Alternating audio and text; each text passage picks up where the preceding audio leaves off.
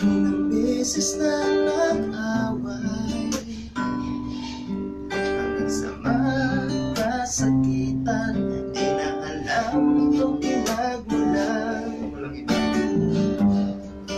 Tuwing maliliit na bagay na napag-uusapan, bigla na lang pinag-aawayan. Ngunit kahit na ganito,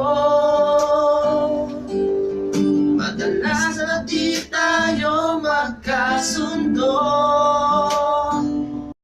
Ikaw lang ang gusto ko makapiling sa buong buhay ko.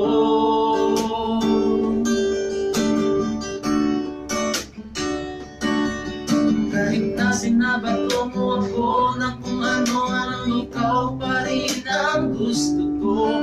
Kahit na sinasaktan mo ako at sinisipa, susugatan mo, ikaw pa rin, walang iba.